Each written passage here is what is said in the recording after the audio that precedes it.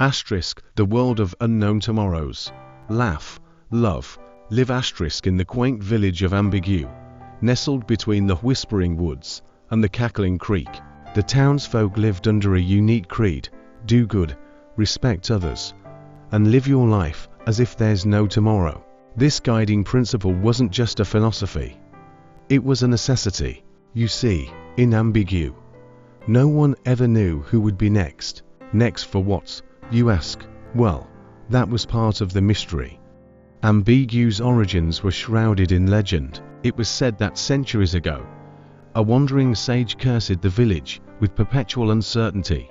The villagers, initially dismayed by this, soon found wisdom in their unpredictable fate. They learned to cherish every moment, every interaction, and every day, for it might be their last. Meet our protagonist, Georgie Whifflebottom, a jolly fellow with a laugh that could shake the leaves off the tallest trees. Georgie was the village cobbler, known for his whimsical shoes that made the wearer's footsteps sound like a tap-dancing mouse.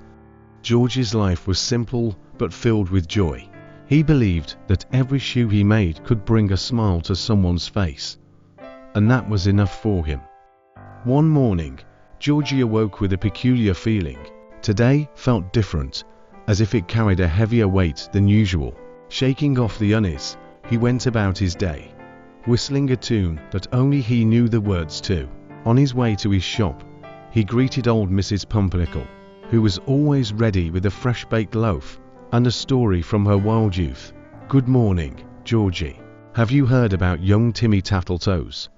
He's been inventing something quite extraordinary in his father's barn," she said, eyes twinkling with curiosity.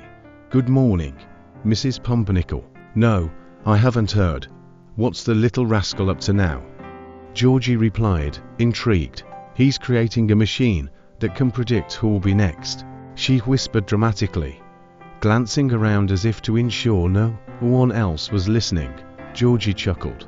"Well, if anyone could pull off such a thing, it'd be Timmy, but I think I prefer the mystery. Keeps life interesting, don't you think?" With a warm hug and a loaf of sourdough, Georgie continued to his shop, pondering the idea of Timmy's machine. The day flowed like honey, with customers coming in and out, each interaction a sweet reminder of the village's tight-knit community. As the sun began its descent, casting a golden hue over Ambiguo, Georgie decided to close up early. He felt an inexplicable urge to visit the cackling creek. The creek, named for the way the water seemed to laugh as it flowed over the rocks, was a place of solace for many. On his way, he bumped into Leila Greenfield, the village gardener. Her hands were always dirty, but her smile could light up the darkest night. "Georgie, perfect timing. I need a strong pair of hands to help me plant these moonflowers. They only bloom at night, and I want to see them in full glory under the moonlight," she said, handing him a spade before he could protest. Georgie smiled and dug in. As they worked side by side, Leila shared her dreams of creating a garden that could be seen from the stars. Georgie listened, laughed, and encouraged her wild imagination, feeling lighter with each passing moment. Night fell, and the moonflowers bloomed, casting an ethereal glow. Leila hugged Georgie tightly. "Thank you, Georgie, for everything." Georgie walked to the creek, feeling a sense of contentment wash over him. He sat by the water, listening to its laughter, and thought about the village, its people, and the uncertainty that bound them all together.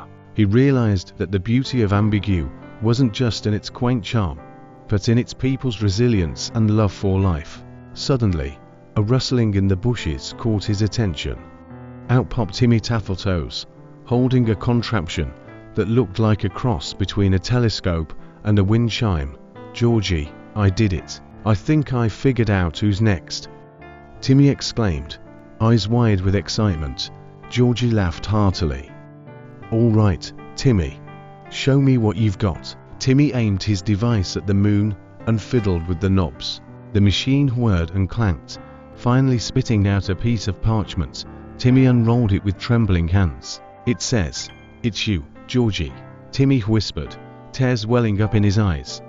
Georgie's heart skipped a beat. But then he smiled. "Well, Timmy, if it's my time, it's my time. But remember, we're all next at some point. The important thing is to live our lives fully, with love and laughter." Timmy hugged Georgie tightly, and they sat by the creek, watching the moonflowers glow. Georgie felt a sense of peace. He had lived a good life, surrounded by love and laughter, and that was enough. The next morning, the village awoke to the news. Georgie had passed peacefully by the creek, a smile on his face. The villagers mourned, but they also celebrated his life, sharing stories and laughter in his honor. Timmy's machine was never used again.